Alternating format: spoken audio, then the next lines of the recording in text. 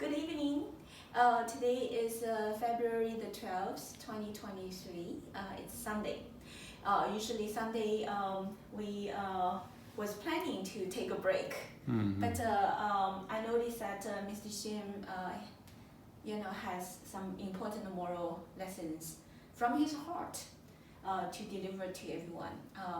This is our agreement, Mr. Shim. This is a beautiful moral classroom, and I communicated with you and say every day if you receive some very important spiritual message that needs to be delivered to our audience, it doesn't matter whether it's Saturday or Sunday, we need to do the moral lecture, because right now we're living at a time that I think everyone the heart is not really that peaceful, and so there are a lot of things going on right now in the world news. Recently, we have been reading the news about the big earthquake in Turkey. And we know that the entire nation of Turkey, the wonderful people, are being challenged by the big time earthquake. And many of them lost their beloved family members.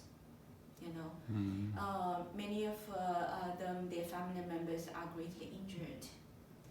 And so the whole world are, although we are not living in Turkey, but our heart also start to connect it with the sufferings of the people in Turkey.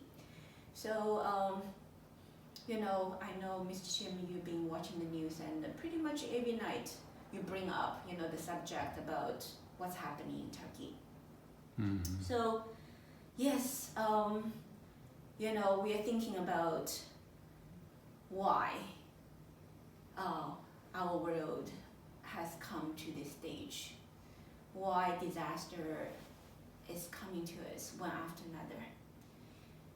All over the world, we have war. We have already gone through 3 years of, this global pandemic called COVID-19. Traditionally it's called a plague, and has taken many, many lives.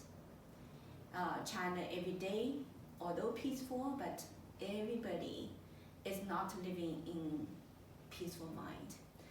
The mind is worried, for most people.